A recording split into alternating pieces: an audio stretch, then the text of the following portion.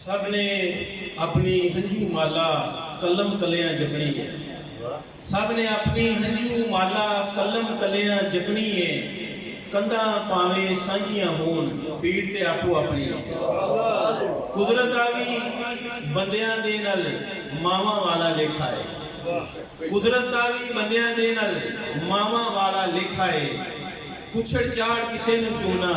ते चढ़ किसे नूं थपनी है। हूँ मैं अगले मुकर्रर नूं दावत देना। हाफिज निसार अहमद कादरी साहब पंजाबी फाजल दर्शन निज़ामी तशरीफ लियाउंदे ने ते हसनैन पट्टी साहब की किताब हकूक पाकिस्तान हकूक ते अपने ख्यालात का इजहार करना है।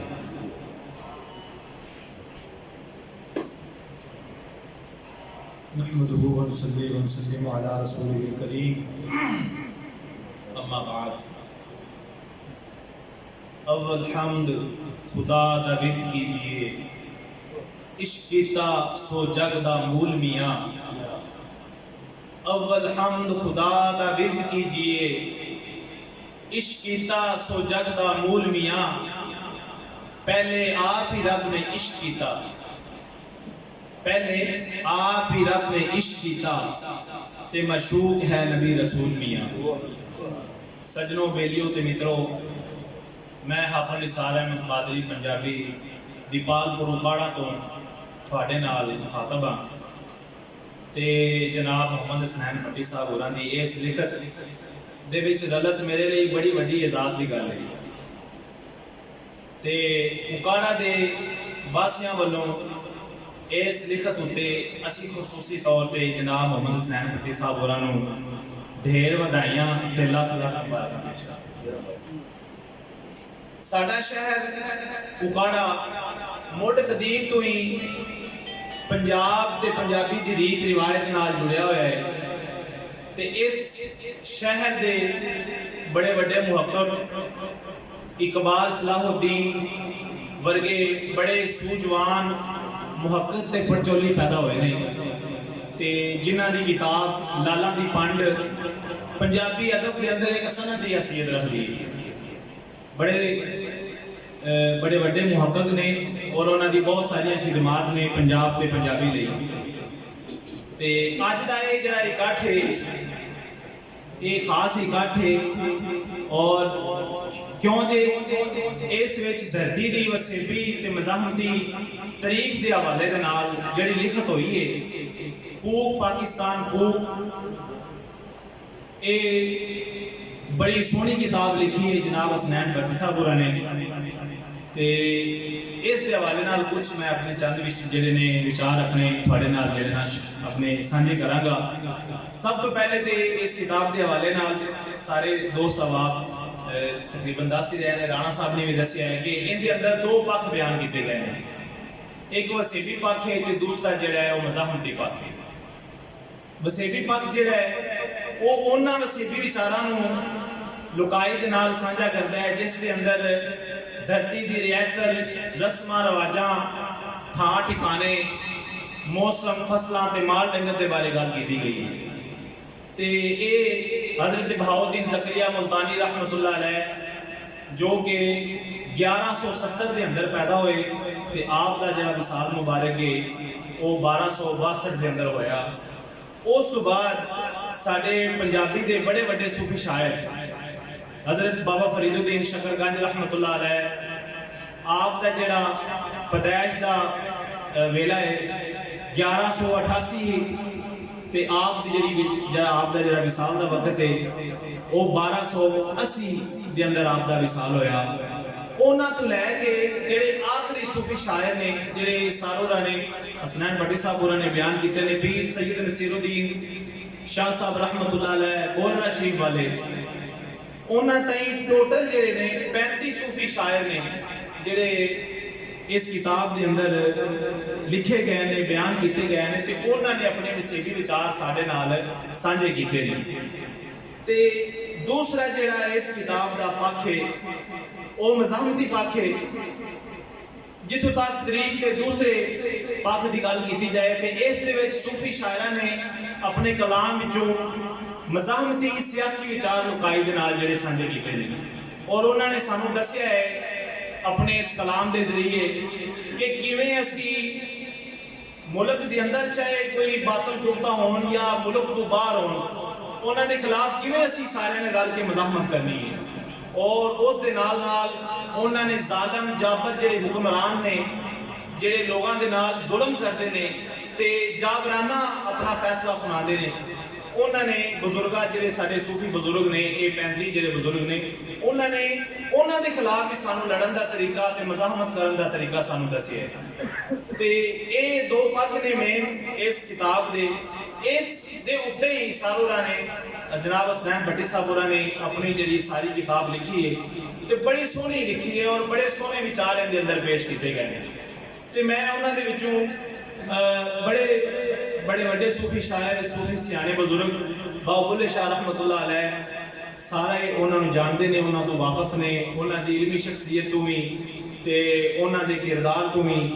वो सिर्फ एक बेअमल या कोई आम बुजुर्ग नहीं सी बल्कि बाअमल बुजुर्ग सी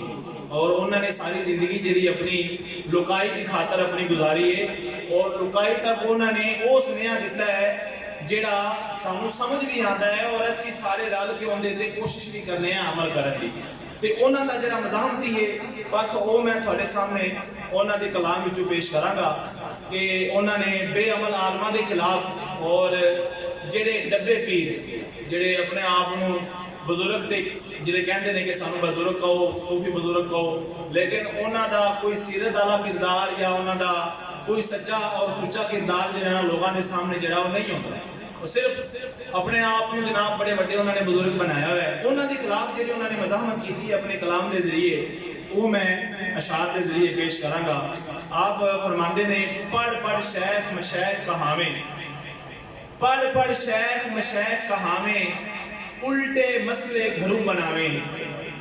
उल्टे मसले घरू बनावे बेइल्मा नू लुट लुट खावे बेइल्मा नू लुट लुट खावे झूठे सच्चे करी इकरार इल्मो बस करी हो ये जिहड़ा कलाम है उन्होंने ये जिहड़ा शेर है इहदे अंदर उन्होंने बड़ी सोहनी गल की है कि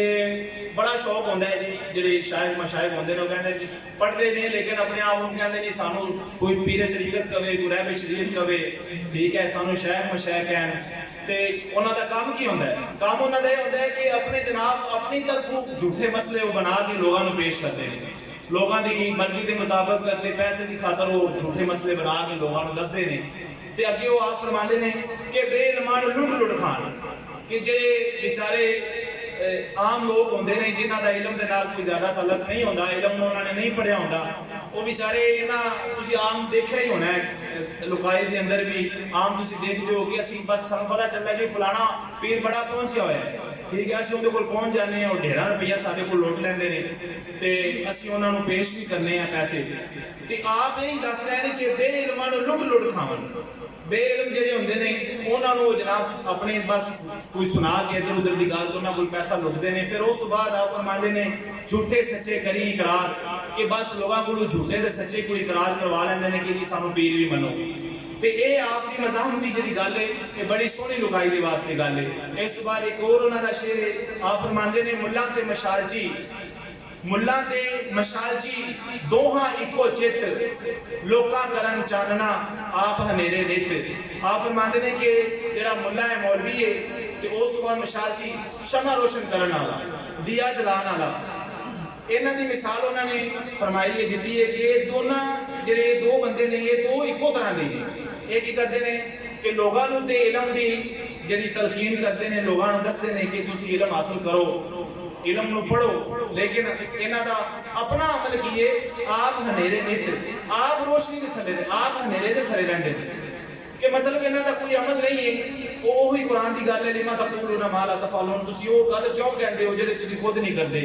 ते ये उन्होंने कुरान के जरिए ही सानू ये दस्सिया है कि मुल्लां ते मशाजी शमा रोशन करन वाला ते मौलवी भी ये जिहड़े दोनों इको तरह के लोगों को कहते हैं कि जी तुसीं रोशनी फैलाओ तुसीं अच्छा काम करो तुसीं चंगा काम करो लेकिन इन्हां दा अपना जिहड़ा किरदार है वो ये है कि आप हनेरे थले रहिंदे ने वो काम वो नहीं करते जिहड़े लुकाई नूं दसदे जिहड़े लोकां नूं दसदे ते आपने मज़ाहमत की गल की है ਤੇ ਬਾਰਾ ਟਾਈਮ ਬਹੁਤ ਜ਼ਿਆਦਾ ਹੋ ਜਾਏਗਾ ਅਗਰ ਇਸ ਕਿਤਾਬ ਦੇ ਉੱਤੇ ਗੁਫ਼ਤਗੂ ਕੀਤੀ ਜਾਏ, ਇਹਦੇ ਉੱਤੇ ਜਿੰਨੀ ਵੀ ਗੱਲ ਕੀਤੀ ਜਾਏ ਬਹੁਤ ਲੰਬੀ ਹੋ ਜਾਏਗੀ। ਤੇ ਮੈਂ ਫਿਰ ਆਖਰ ਤੇ ਜਨਾਬ ਮੁਹੰਮਦ ਹਸਨੈਨ ਭੱਟੀ ਸਾਹਿਬ ਹੋਰਾਂ ਨੂੰ ਬਹੁਤ ਸਾਰੀ ਮੁਬਾਰਕਬਾਦ ਦੇਵਾਂਗਾ। ਔਰ ਮੈਂ ਖਾਸ ਤੌਰ ਤੇ ਅੱਜ ਇਸ ਇਕੱਠ ਦੇ ਜ਼ਰੀਏ ਇੱਕ ਗੱਲ ਕਰਨਾ ਚਾਹਨਾ ਜਿਹੜੀ ਮੇਰੇ ਦਿਲ ਦੇ ਅੰਦਰ ਹੈ, ਉਹ ਇਹ ਹੈ ਕਿ ਜਨਾਬ ਮੁਹੰਮਦ ਹਸਨੈਨ ਭੱਟੀ ਸਾਹਿਬ ਹੋਰਾਂ ਨੇ ਬੜੀ ਮਿਹਨਤ ਕੀਤੀ ਹੈ। ਯਕੀਨ ਜਾਣੋ ਮੇਰਾ ਜਦੋਂ ਦਾ ਤਲਕ ਹੋਇਆ ਹੈ ਇਹਨਾਂ ਨਾਲ, ਇਹਨਾਂ ਨੇ ਬਹੁਤ ਸੋਹਣਾ ਕੰਮ ਕੀਤਾ ਹੈ ਔਰ ਦਿਨ ਰਾਤ ਆਪਣੀ ਮਿਹਨਤ ਕੀਤੀ ਹੈ। ਔਰ ਰਾਣਾ ਸਾਹਿਬ ਨੇ ਵੀ ਬਿਆਨ ਕੀਤਾ ਹੈ ਕਿ 500 ਕਿਤਾਬਾਂ, ਯਕੀਨ ਜਾਣੋ ਬੜਾ ਮਾਣ ਰੱਖਦਾ ਹੈ। ਅਸੀਂ ਆਮ ਬੰਦੇ ਇੱਕ ਦੋ ਕਿਤਾਬ ਦਾ ਮੁਤਾਲਾ ਵੀ ਨਹੀਂ ਕਰ ਸਕਦੇ ਔਰ ਉਹ ਵੀ ਕਾਫੀ ਕੁਝ ਆਪਣਾ ਵਕਤ ਗੁਜ਼ਾਰਨ ਤੋਂ ਬਾਅਦ ਵੀ। ਸਾਡੇ ਕੋਲ ਕਿਤਾਬ ਇੱਕ ਪੜ੍ਹੀ ਜਾਏਗੀ ਸ਼ਾਇਦ ਜਾਂ ਦੋ ਪੜ੍ਹੀਆਂ ਜਾਣਗੀਆਂ, ਤੇ ਇਹਨਾਂ ਨੇ 500 ਕਿਤਾਬ ਦਾ ਮੁਤਾਲਾ ਕੀਤਾ ਹੈ। ਔਰ ਉਸ ਮੁਤਾਲੇ ਤੋਂ ਬਾਅਦ ਇਹ ਜਿਹੜੀ ਏਡੀ ਸੋਹਣੀ ਕਿਤਾਬ ਹੈ ਉਹ ਪਾਕਿਸਤਾਨ ਕੋ ਕਿ ਇਹ ਸਾਨੂੰ ਤੋਹਫੇ ਦੇ ਅੰਦਰ ਦਿੱਤੀ ਹੈ। ਤੇ ਸਾਨੂੰ ਕੀ ਚਾਹੀਦਾ ਹੈ ਕਿ ਇਸ ਕਿਤਾਬ ਨੂੰ ਖਰੀਦਣਾ ਚਾਹੀਦਾ ਹੈ ਔਰ ਇਹਨੂੰ ਪੜ੍ਹਨਾ ਵੀ ਚਾਹੀਦਾ ਹੈ। ਠੀਕ ਹੈ, ਤੋਹਫੇ ਦੇ ਵਿੱਚ ਵੀ ਕਿਤਾਬਾਂ ਮਿਲ ਜਾਂਦੀਆਂ ਨੇ। ਆਮ ਲੋਕ ਕੀ ਮਤਲਬ ਤਵੱਕੋ ਰੱਖਦੇ ਨੇ ਕਿ ਚਲੋ ਗਿਫਟ ਦੇ ਅੰਦਰ, ਤੋਹਫੇ ਦੇ ਅੰਦਰ ਸਾਨੂੰ ਕਿਤਾਬ ਮਿਲ ਜਾਏਗੀ। ਤੇ ਮੈਂ ਵੈਸੇ ਕਹਿਣਾ ਕਿ ਇੱਕ ਦੇ ਅੱਗੇ ਉਹ ਮਾਜਦ ਸਾਹਿਬ ਵੀ ਗੱਲ ਕਰਦੇ ਪਏ ਸੀ ਕਿ ਇਹ ਕਿਤਾਬ ਦਾ ਬੜਾ ਹੀ ਥੋੜਾ ਵਜ਼ੀਫਾ ਰੱਖਿਆ ਗਿਆ, मतलब इनके पैसे बिल्कुल माकूल 700-800 रुपया है। और इस किताब की घटो घट भी जी कीमत है ना, वो अगर मार्केट के अंदर अगर किसी भी अच्छे बंदे के नाल की जाए तो 2000 रुपया होनी चाहिए। तो ये सारों की ये जनाब हसनैन भट्टी साहब होरां दी साडे नाल मुहब्बत है और खास तौर पे पंजाबी दे नाल और पंजाबी रीत रिवायत दे नाल उन्हां दी मुहब्बत है कि सानू उन्होंने ये समझो तोहफे विच ही दित्ती है। तो सानू सारे में चाहिए कि असीं इस किताब नूं खरीदीए, खरीद के असीं इहनूं पढ़ीए भी ताकि सानू समझ लगे कि साडे जिहड़े सूफी शायर ने, जिहड़े साडे सूफी बजुर्ग ने,